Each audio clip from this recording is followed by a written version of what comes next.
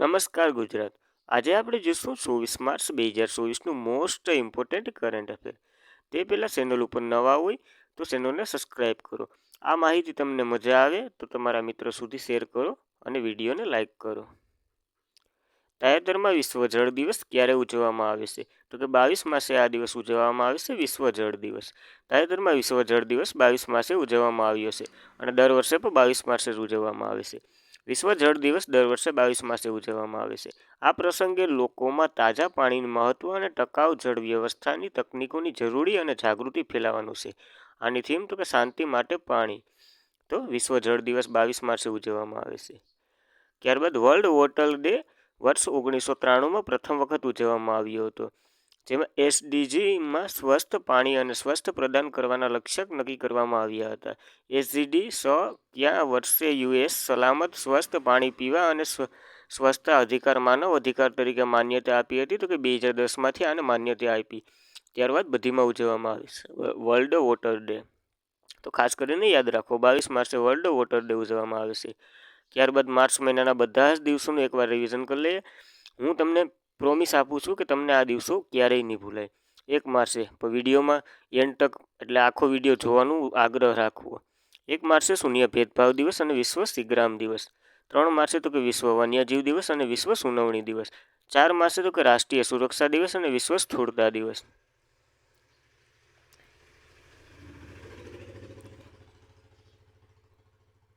5 માર્ચે તો નિઃશસ્ત્રીકરણ અને બ્રેઇન પ્રજા જાગૃતિ માટેનો આંતરરાષ્ટ્રીય દિવસ. 7 માર્ચે તો કે જન ઔષધિ દિવસ. 8 માર્ચે તો કે આંતરરાષ્ટ્રીય મહિલા દિવસ. 13 માર્ચે તો કે નો સ્મોકિંગ ડે અને 14 માર્ચે તો કે વિશ્વ કિડની દિવસ. 15 માર્ચે તો કે વિશ્વ ગ્રાહક અધિકાર દિવસ. 15 માર્ચે બીજો દિવસ તો કે આંતરરાષ્ટ્રીય ઇસ્માફોબિયા દિવસ. 16 માર્ચે તો કે રાષ્ટ્રીય રસીકરણ દિવસ. 18 માર્ચે તો કે ઓર્ડન્સ ફેક્ટરી ડે. 20 માર્ચે તો કે આંતરરાષ્ટ્રીય સુખ દિવસ એટલે કે હેપીનેસ ડે. 21 માર્ચે આંતરરાષ્ટ્રીય વન દિવસ અને બીજો એક દિવસ 21 માર્ચે સ્પેરો દિવસ ઉજવવામાં આવે છે. 22 માર્ચે જળ દિવસ ઉજવવામાં આવે છે. ખાસ કરીને યાદ રાખવું. ત્યારબાદ હોર્તીની ભારતીયને બચાવવા માટે ભારત સરકારે તાજેતરમાં કયું ઓપરેશન ચલાવવામાં આવ્યું છે? તો કે ઓપરેશન ઇન્દ્રાવતીને તાજેતરમાં મંજૂરી આપી દીધી છે.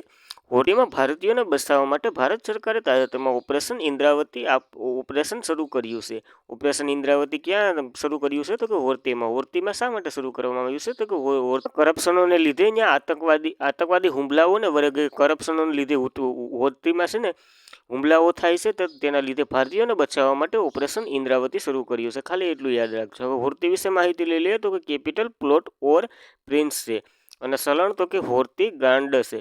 તો આ યાદ રાખવું અને તેને ભારત પીએમએ પણ ત્યાંથી રાજીનામું આપી દીધું. તો તે તમારે કોમેન્ટ કરવાનું છે એ પેલા પીએમ કોણ હતા એ. હવે બધા ઓપરેશનોનું એકવાર જોઈ લે. ઓપરેશન કરુણા તો કે ચક્રાવતીથી પ્રભાવિત મ્યાનમારને મદદ કરવા માટે. ઓપરેશન ગંગા તો કે યુકેમાં ફસાયેલા ભારતને પરત લાવવા માટે. ઓપરેશન દેવી શક્તિ તો કે અફઘાનિસ્તાનમાં ફસાયેલા ભારતીયોને પરત લાવવા માટે. ઓપરેશન મિત્ર તો કે તુર્કી અને સિરિયામાં ભૂકંપને મદદ કરવા માટે. ઓપરેશન કાવેરી તો કે યુદ્ધગ્રસ્ત સુદાનમાંથી તેના નાગરિકોને બહાર લાવવા માટે ઓપરેશન કાવેરી. ત્યારબાદ ઓપરેશન મેઘદૂત 1984માં સિયાનમાં વિજય હાસિલ કરવા માટે. ઓપરેશન એલ આઉટ તો કે જમ્મુ કાશ્મીરમાં આતંકવાદીઓને મારવા માટે. ઓપરેશન પોલો તો કે 1948માં હૈદરાબાદને ભારતમાં ભેળવ્યું હતું. કામગીરી પડી ભાંગી ઓપરેશન તો કે એનઆઈ સમગ્ર દેશમાં આતંકવાદીઓ અને ગેંગસ્ટરોને ડ્રગ સ્ટલોમાં સફાઈ કરવા માટે કામગીરી પડી ભાંગી. ઓપરેશન મર્યાદા તો કે ઉત્તરાખંડ પોલીસે શરૂ કર્યું હતું. ઓપરેશન રાહત તો કે યમન યુદ્ધ ગ્રહમાં ભારતીયો અને અન્ય દેશોના નાગરિકોને બચાવવા માટે યમનથી પાછા લાવવા માટે ઓપરેશન રાહત શરૂ કર્યું હતું. ઓપરેશન અજય તો કે ઇઝરાયલમાં તેના નાગરિકોને હાંકી કાઢવા માટે. અલ અક્સા પુર હમાસે ઇઝરાયલ પર હુમલો કર્યો હતો. તેનું કોડ નેમ છે તલવારો લોખંડ તો કે ઇઝરાયલને જવાબી કાર્યવાહી માટે ઓપરેશન તલવારો લોખંડ શરૂ કર્યું હતું. ઓપરેશન ચક્ર 2 તો કે સીબીઆઈએ શરૂ કર્યું હતું. કેરલે તો કે ઓપરેશન અમૃત શરૂ કર્યું હતું. ઓપરેશન આહત તો કે આરપીએફે શરૂ કર્યું હતું. એની સાથે ઓપરેશન ઉપલબ્ધ આરપીએફે શરૂ કર્યું હતું. ઓપરેશન સીલ વિન્ડ તો કે બીએસએફે શરૂ કર્યું હતું. ઓપરેશન ઓલિવિયા તો કે ઓડિશા ઓલિવિયા રીડર કાસબાને ભારતીય કોસ્ટગાર્ડે કાસબાના સંરક્ષણ માટે શરૂ કર્યું હતું. ઓપરેશન સર્વશક્તિ તો કે ભારતીય સેનામાં જમ્મુ કાશ્મીરમાંથી આતંકવાદીઓને સફાયો કરવા માટે. ઓપરેશન કામધેનુ તો કે જમ્મુ કાશ્મીરની પોલીસોએ પશુના દાનચોરીને રોકવા માટે એટલે કે ખાસ કરીને ગાયની દાન છોડીને રોકવા માટે ઓપરેશન કામધેનુ શરૂ કર્યું હતું. તો આ બધા જ ઓપરેશનો જોઈ ગયા આપણે એક વખતમાં. તાજેતરમાં ભારતીય સ્ટીલ એસોસિએશનના પ્રમુખ તરીકે કોણ ચૂંટાયા છે? તો કે નવીન જિંદાલ તાજેતરમાં ચૂંટાયા છે એસોસિએશનના પ્રમુખ તરીકે. કયું એસોસિએશન? તો કે ભારતીય સ્ટીલ એસોસિએશનના પ્રમુખ તરીકે કોણ? નવીન જિંદાલ. દિલીપ ઓમાનના સ્થાને Naveen Jindal. Steel and power chairman Naveen Jindal ભારતીય સ્ટીલ એસોસિએશનના પ્રમુખ તરીકે ચૂંટાયા છે. એટલે કે તેની નિમણૂક કરવામાં આવી છે. તો ખાસ કરીને વનલાઈનર સ્વરૂપે પૂછાઈ શકે છે.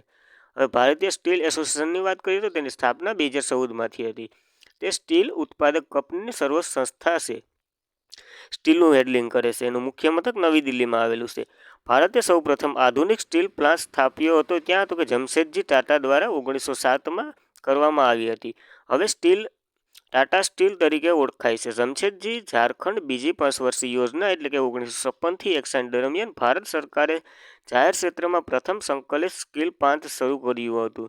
તો આ પણ ખાસ કરીને યાદ રાખવું.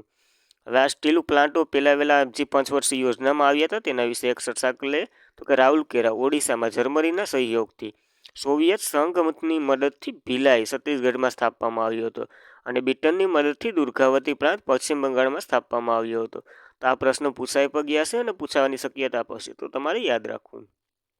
ત્યારબાદ સ્ટીલ વિશે માહિતી લઈ લે તો ચીન પછી ભારત વિશ્વ ક્રૂડ સ્ટીલનો બીજો સૌથી મોટો ઉત્પાદક છે.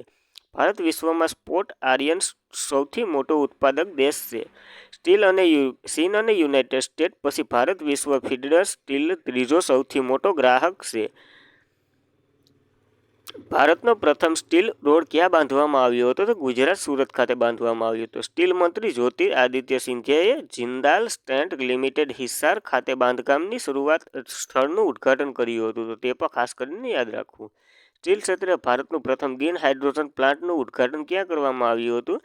તો કે આ સ્ટીલ મંત્રીએ જે કર્યું એ હિસારમાં. વિશ્વનું પ્રથમ અશ્મિ મુક્ત સ્ટીલ સ્વિસમાં બનાવવામાં આવ્યું હતું જેના હાઇબરિડ કંપની દ્વારા બનાવવામાં આવ્યું હતું. આ વિશ્વનું પ્રથમ અસ્થિ મુક્ત સ્ટીલ. નેધરલેન્ડની રાજધાની એમ્સ્ટરડેમમાં 3D પ્રિન્ટેડ સ્ટીલ બ્રિજ સ્થાપિત કરવામાં આવ્યું હતું અને ભારતમાં સ્ટીલ મેન તરીકે જમશેદજી ઈરાનીને ઓળખવામાં આવે છે. તો આ સ્ટીલ વિશે આખી ડિટેલ જોઈ ગઈ. મિત્રો, આ બધી ડિટેલ ભેરી કરવામાં બહુ ટાઈમ લાગે છે, બહુ મહેનત લાગે છે. તો તમને એવું લાગતું હોય કે સાહેબની મહેનત છે, આવું પૈસા દે તે પણ નથી મળતું. તો ખાસ કરીને ટેલેન્ટ 2024 કવાયત ભારત અને કયા દેશો વચ્ચે થાય છે? 2024માં અને ક્યાં યોજાઈ હતી? તો કે મોઝામ્બિયા અને તાંઝાનિયા એટલે કે એ અને બી બંને વચ્ચે અને ભારત 3 દેશો વચ્ચે આ કવાયત થાય છે. IMT ટેલેન્ટ 2024 કવાયત તો કે ભારત, મોઝામ્બિયા અને તાંઝાનિયા વચ્ચે થાય છે. આની શરૂઆત તો કે 2022માં થઈ હતી. આ બીજી આવૃત્તિ છે. IMT ટેલેન્ટ 2024 કવાયત ભારતના મોઝામ્બિયા અને તાંઝાનિયા 21 માર્ચથી 29 માર્ચ 2024 દરમિયાન શરૂઆત છે. હાલે ક્યાં યોજાઈ હતી? તો કે INS તીર અને INS સુદાન, ઝાંઝીબાર, તાંઝાનિયા અને મોઝામ્બિયા મોટા ટાપુ બંદર પર આ યોજાઈ હતી. એમાં ભાગ કોને લીધો? તો કે INS તીર અને INS સુજાએ ભાગ લીધો છે ભારત તરફથી. ત્યારબાદ આ બે દેશો ચર્ચામાં રહ્યા છે તો તેના વિશે જોઈ લઈએ. મોઝામ્બિયાની કેપિટલ તો કે માપુટો છે. ચલણ તો કે મોઝામ્બિયા મેટાલિક છે. અને તાંઝાનિયાની વાત કરીએ તો મૂડી ડોટા છે. અને ચલણ તો કે તાંઝાનિયા શિલિંગ છે. અને PM એટલે પ્રેસિડેન્ટ સમિયા સોલુહુ છે. તો આ બંને દેશો વિશે ચર્ચા કરી. ત્યારબાદ એકવાર બધી કવાયતો જોઈ લે. 2024ની રણ ચક્રવાત તો કે ભારત અને UAE વચ્ચે થાય છે રાજસ્થાનમાં. સહયોગ કઝાકિસ્તાન તો કે ભારત અને જાપાન વચ્ચે થાય છે ચેન્નાઈમાં તેમનું આયોજન થયું હતું. અથુથૈયા ભૂતપૂર્વ તો કે ભારત અને થાઇલેન્ડ વચ્ચે થાય છે. ચક્રવાત EX તો કે ભારત અને ઇજિપ્ત વચ્ચે થાય છે. ઇજિપ્તમાં તેમનું આયોજન થયું હતું. સહયોગ કઝિંગ તો કે ભારત અને જાપાન વચ્ચે થાય છે ચેન્નાઈમાં તેમનું આયોજન થયું હતું. અથુયા ભૂતપૂર્વ તો કે ભારત અને થાઇલેન્ડ વચ્ચે થાય છે. આ જોઈ ગયા. અથુપૂર્વ ભારત અને થાઇલેન્ડ વચ્ચે થાય. ચક્રવાત ભારત, ઇજિપ્ત અને ડેઝર્ટ ભૂતપૂર્વ 11મી ભારતીય કઝાકિસ્તાન NP બખલોલમાં તેમનું આયોજન થયું હતું. મિત્રો, આ કોપી પેસ્ટ થયું તો જરાક સલવી લેજો. સ્ટેફાન્ડ ડિફેન્સ 2024 નાટો વચ્ચે થાય છે. ડેઝર્ટ નાઇટ ભૂતપૂર્વ ભારત, ફ્રાન્સ અને UAE વચ્ચે થાય છે. અરબ સમુદ્રમાં તેનું આયોજન થયું હતું. હંમેશા તાનસિંગનો અભ્યાસ કરો તો કે ભારત સાઉદ અરેબિયા વચ્ચે થાય છે. રાજસ્થાનમાં તેનું આયોજન થયું હતું. હવા શક્તિ તો કે ઇન્ડિયન એરફોર્સ દ્વારા થાય છે. પોખરણ રાજસ્થાનમાં તેમનું આયોજન થયું હતું. મિલન ભૂતપૂર્વ તો કે ભારતીય નૌકાદળ વચ્ચે થાય છે. વિશાખાપટ્ટનમમાં તેમનું આયોજન થયું હતું. દોસ્તી ભૂતપૂર્વ તો ભારત, માલદીવ અને શ્રીલંકા વચ્ચે થાય છે. માલદીવમાં તેમનું આયોજન થયું હતું. સમુદ્ર લક્ષ્મણ તો કે ભારત અને મલેશિયા વચ્ચે થાય છે. વિશાખાપટ્ટનમમાં તેમનું આયોજન થયું હતું. સી ડિફેન્સ ભૂતપૂર્વ તો કે ભારત અને યુએસ વચ્ચે થાય છે. પ્લોટ બેર આંદામાન નિકોબારની રાજધાની છે, ત્યાં તેમનું આયોજન થયું હતું. સી ડિફેન્સ ભૂતપૂર્વ તો કે ભારત અને યુએસ વચ્ચે થાય છે. પ્લોટ બેરમાં તેમનું આયોજન થયું હતું. કટલેસ એક્સપ્રેસ એક્સ આઈએનએસ તીરે ભાગ લીધો હતો. 16 દેશો વચ્ચે થાય છે. પ્લોટ વિક્ટોરિયા સેલ્સની કેપિટલ છે, ત્યાં તેમનું આયોજન થયું હતું. ત્યારબાદ લિમિક્સ્ડ EX તો કે ભારત અને સેલ્સ વચ્ચે થાય છે. સેલ્સમાં તેમનું આયોજન થયું હતું. દરિયાઈ સુરક્ષા પટો તો કે રશિયા, ચીન અને ઈરાન વચ્ચે થાય છે. ઓમાનની લિંકમાં તેમનું આયોજન થયું હતું. અને ટાઈગર ટ્રાયમ્ફ તો કે યુએસ અને ભારત વચ્ચે થાય છે. ભારતની પૂર્વ સમુદ્ર તટમાં તેમનું આયોજન થયું હતું. તો મિત્રો આ બધી જ કવાયતો એકવાર રિવિઝન કરી લીધી. આવી રીતના આપણે એક આવશે તો એના સાથે બીજું પર લેતા જશું, એટલે તમને રિવિઝનનો ટાઈમ ન હોય તોય તમે આમાંથી ખાલી વિડીયો ડેઈલી જોવાનું રાખજો અને પૂરો જોવાનું રાખજો. તાજેતરમાં WTT ફિલ્ડર બેસ્ટ 2024 ટેબલ ટેનિસ ટુર્નામેન્ટ મેન્સ સિંગલનો ટાઇટલ કોને જીત્યો હતો? તો કે જી સાથિયાને જીત્યો છે આ ટાઇટલ. કયો ટાઇટલ? તો કે world table tennis field best 2024 table tennis ટુર્નામેન્ટમાં મેન્સ સિંગલનો ટાઇટલ જીત્યો છે જી સાથિયાએ. તો ભારતીય ટેબલ ટેનિસ ખેલાડી જી સાથિયાને ભારતીય ખેલાડી માનવ વિકાસ ઠક્કરને હરાવી WTT એટલે કે વર્લ્ડ ટેબલ ટેનિસ ફિલ્ડ બેરુત 2024 ટેબલ ટુર્નામેન્ટમાં 21 માર્ચ 2024ના રોજ લેબનોન અલ કથર માધ્યમિક શાળામાં આયોજન થયું હતું. આનું તેમાં તેને ટાઇટલ જીત્યું છે મેન્સનું. આ ઇવેન્ટમાં સિંગલ ટાઇટલ જીતનાર પ્રથમ ભારતીય ખેલાડી બન્યા છે, એટલા માટે જી સરસામાં છે. દિયા સિતાલે અને માનુષ શાહે મિક્સ્ડ ડબલ ટાઇટલ જીત્યું છે, તે ભારતનું બીજું ટાઇટલ છે. લઝરબર્ગ ઝિયા લિયાનમાં નીએ મહિલા સિંગલનો ખિતાબ જીત્યો છે. તો આ પુરુષ, મહિલા અને ડબલ્સનું પણ થઈ ગયું, તો ખાસ કરીને યાદ રાખવું. ત્યારબાદ તાજેતરમાં ઇન્ડિયન બેંક એસોસિએશનના પ્રમુખ તરીકે કોને ચૂંટવામાં આવ્યા છે? તો કે MV રાવને ચૂંટવામાં આવ્યા છે ઇન્ડિયન બેંક એસોસિએશનના પ્રમુખ તરીકે. ઇન્ડિયન બેંક એસોસિએશનના પ્રમુખ તરીકે MV રાવને ચૂંટવામાં આવ્યા છે. 3 ઉપપ્રમુખ પણ બનાવવામાં આવ્યા છે: દિનેશ કુમાર ખારા, શાંતિલાલ જૈન અને ડૉક્ટર N કામઠોરિયા. તો આ પણ યાદ રાખવા અને પ્રમુખ ખાસ કરીને યાદ રાખવા MV રાવ. હવે આની ઇન્ડિયન બેંક એસોસિએશનની સ્થાપના ક્યારે થઈ હતી? તો કે 26 સપ્ટેમ્બર 1947ના રોજ. તેમનું હેડક્વાર્ટર તો કે મુંબઈ ખાતે આવેલું છે, તો આ માહિતી પણ યાદ રાખવી. તાજેતરમાં T20 ક્રિકેટમાં 12,000 રન બનાવનાર પ્રથમ ભારતીય ખેલાડી કોણ બન્યા છે? તો આપણા ચીકુ એટલે કે વિરાટ કોહલી બન્યા છે. તાજેતરમાં T20 ક્રિકેટ 12,000 રન બનાવનાર પ્રથમ ભારતીય ક્રિકેટર વિરાટ કોહલી બન્યા છે. વિરાટ કોહલી T20 ક્રિકેટમાં 12,000 રન બનાવનાર પ્રથમ ભારતીય ખેલાડી બન્યા છે. તેણે IPL 2024માં પ્રથમ મેચમાં ચેન્નાઈ સુપર કિંગ્સ સામે તેમના 6ઠ્ઠો રન બનાવી સાથે જ આ સિદ્ધિ હાસિલ કરી છે. એટલે કે આ સિદ્ધિ ચેન્નાઈ સુપર કિંગ્સ સામે હાસિલ કરી છે, તો યાદ રાખવું. વિરાટ કોહલી એકંદરે 6 મેચો ક્રિકેટ છે અને તે T20 ક્રિકેટમાં 12,000 રન બનાવનાર પ્રથમ ભારતીય ખેલાડી છે, તો ખાસ કરીને યાદ રાખવા. તેણે 360 ઇનિંગમાં 12,000 રન બનાવ્યા છે, જ્યારે કિંગ્સ ગેલે 345 ઇનિંગમાં રન બનાવ્યા હતા. તો આ એક ખેલાડી પર છે. તેમની સાથે સાથે આયર્લેન્ડે પોલ સ્ટર્નિંગ T20 ઇવેન્ટમાં 400 છગ્ગા મારનાર વિશ્વનો પ્રથમ બેટ્સમેન બન્યા હતા. હવે આ રેકોર્ડો જોઈ લે. તાજેતરમાં સરસામાં રહ્યા. ટીમ સાઉદી ન્યૂઝીલેન્ડ સામે T20 ઇન્ટરનેશનલમાં 150 વિકેટ લેનાર ખેલાડી બન્યા હતા. કોણ? તો કે ટીમ સાઉદી ન્યૂઝીલેન્ડના છે તે. Rohit Sharma T20 international 150 match રમનાર પ્રથમ ક્રિકેટર બન્યા હતા. તો આ ક્રિકેટ વિશે આખી માહિતી જોઈ લીધી. ત્યારબાદ green control of India limited દ્વારા તાજેતરમાં કયા દરજ્જો પ્રાપ્ત કરવામાં આવ્યો છે? તો કે નવરત્નનો દરજ્જો ગ્રીન કંટ્રોલ ઓફ ઇન્ડિયાએ પ્રાપ્ત કર્યો છે. મિની રત્નનો દરજ્જો કઈ કંપની છે? તો કે green control of India limited. તો ખાલી આ એટલું યાદ રાખવું. ગ્રીન ઇન્ડિયા મિની રત્ન કેટેગરીમાં એક સ્ટેટ પબ્લિક સ્ટેક એન્ટરપ્રાઇઝનો દરજ્જો પ્રાપ્ત કર્યો છે. હવે ઉર્જા મંત્રાલય આ દરજ્જો આપે છે. તો કોણ આ દરજ્જો આપે છે? તો કે ઉર્જા મંત્રાલય. તેમના મંત્રી કોણ છે એ તમારે કોમેન્ટ કરવાનું છે. તેથી ગ્રેડ ઇન્ડિયા તે પાવર સિસ્ટમ ઓપરેશન પર કામ કરે છે. કેટેગરી 1 સ્થિર પ્રાપ્ત કરવા માટે સારી મિની જેમ કંપની જરૂરી છે. કંપનીએ છેલ્લા 3 વર્ષમાં સતત નફો મેળવ્યો હોય અને 3 વર્ષમાં એકવાર ઓછામાં ઓછા 30 કરોડ ચોખ્ખો નફો મેળવ્યો હોય તેને આ મિની રત્નનો દરજ્જો મળે છે. તો આ યાદ રાખવું. હવે કેટલીક મિની રત્ન કેટેગરીની 1થી કંપની છે? તો કે 62 ટોટલ કંપની છે. હવે મહારત્ન કંપનીઓની વાત કરીએ તો 13મી ઇન્ડિયન ઓઇલ લિમિટેડ હતી અને 12મી તો કે REC હતી. નવરત્ન કંપનીની વાત કરીએ તો 14મી રાષ્ટ્રીય કેમિકલ એન્ડ ફર્ટિલાઇઝેશન ઈ હતી અને 13મી તો કે ONGC હતી વિદેશ ઈ. તો આ મિનિરત્ન અને નવરત્ન બંને યાદ રાખવા.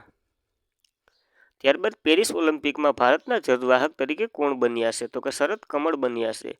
ભારતના ધ્વજવાહક પેરિસ ઓલિમ્પિકમાં ભારતના ધ્વજવાહક શરદ કમળ બન્યા છે.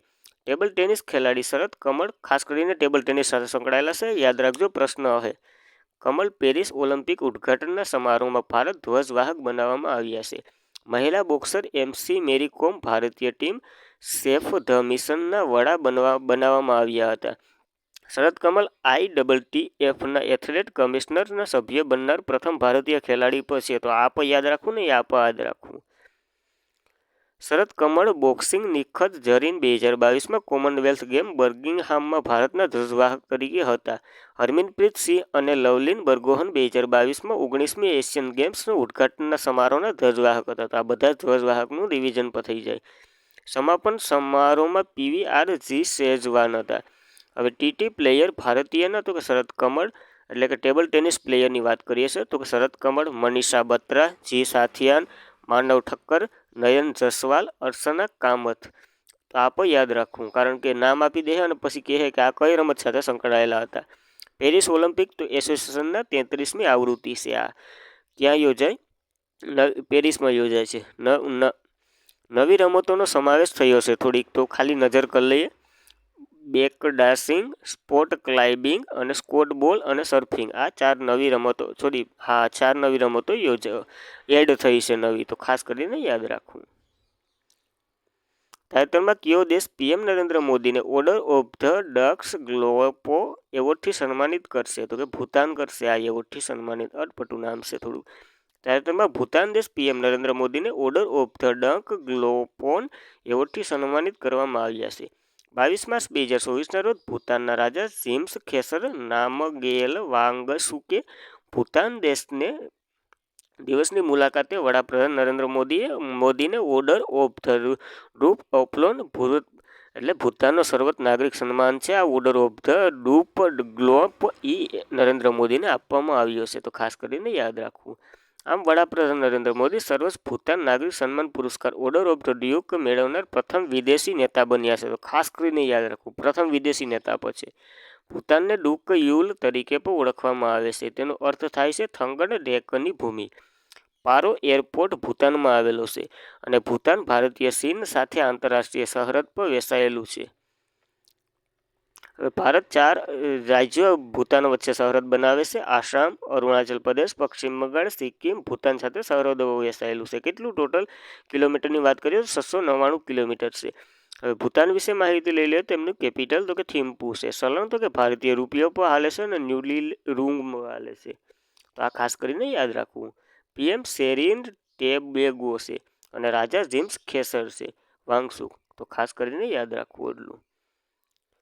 ત્યારબાદ આજે એટલું જ હતું મિત્રો. Thank you for watching this video. જો વિડીયો તમને પસંદ આવે તો ખાસ કરીને તમારા મિત્રો સુધી પણ આ માહિતી ફેલાવો, તેથી તે પણ આ માહિતીનો લાભ લઈ શકે. જય હિન્દ વિદ્યાર્થી મિત્રો.